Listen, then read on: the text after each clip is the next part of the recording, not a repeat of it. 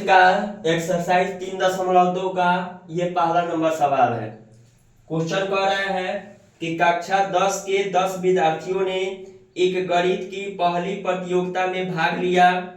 यदि लड़कियों की संख्या लड़कों की संख्या से 4 अधिक हो तो प्रतियोगिता में भाग लिए लड़कों और लड़कियों की संख्या निकाली है। ठीक है, तो देखिए सबसे पहला चीज हम लोग मानेंगे यहाँ पे, माना कि लड़कों की संख्या x तथा लड़कियों की संख्या y है।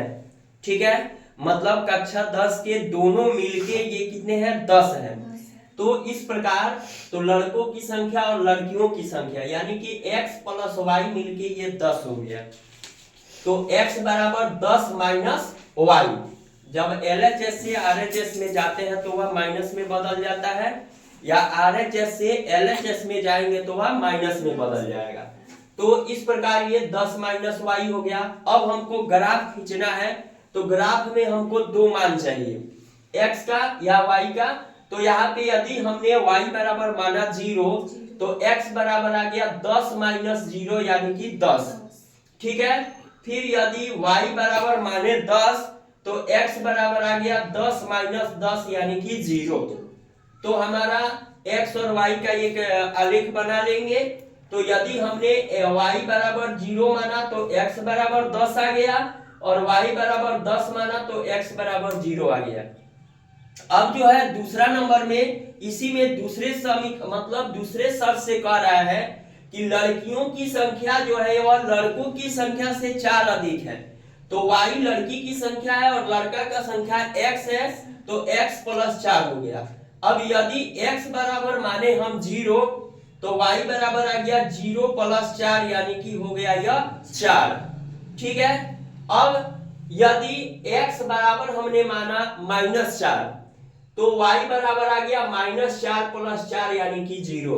अब इसका हमने मान लिखा, x बराबर 0 रखने पर y बराबर 4 आ गया, x बराबर माइनस 4 रखने पर y बराबर 0 आ गया। अब जो है इसका हम एक ग्राफ खींचेंगे यानी कि आलेख खींचेंगे। हमने एक अक्ष खींचा x, तो x आया और इस साइड में हो जाएगा x डैश।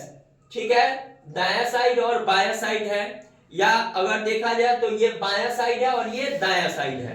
ठीक है, तो बायां साइड में आपका प्लस में और दायां में माइनस में हो गया। फिर ऊपर जाइएगा तो ये y अक्ष है और नीचे y डैश है। हमको 4 और 10 लाना है, तो 2-2 का अंतराल हमने मान लिया, 2 4 6 8 10। फिर इस पर गए 2 4 6 8 10, x डैश में आए -2 -4 -6 -8 -10, y डैश में आए -2 -4 -6 -8 -10। अब हमको ग्राफ खींचना है, पहले तो 10 0 का और 0 10 का। तो हम सीधे x से 10 और y 10, तो 10 से 10 हमने खींचा, तो यहाँ पे x बराबर 10 और y का मान 0 हो गया, और यहाँ x का मान 0 और y का मान 10 हो गया। अब जो हमको खींचना है 0 4 और -4 0, तो यहाँ पे हम -4 और 4 पर खींचेंगे। ठीक है, तो यहाँ जो आ गया x बराबर -4 y बराबर 0, और यहाँ जो काटा x बराबर 0 और y बराबर 4।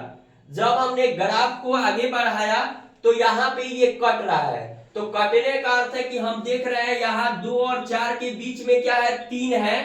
तो यानी कि x का मान 3, और 6 और 8 के बीच में 7 है, तो y का मान 7। यानी कि ये जो ग्राफ कट रहा है वह 3 और 7 पर कट रहा है, उसी बिंदु पर यह कट रहा है 3 और 7 पर।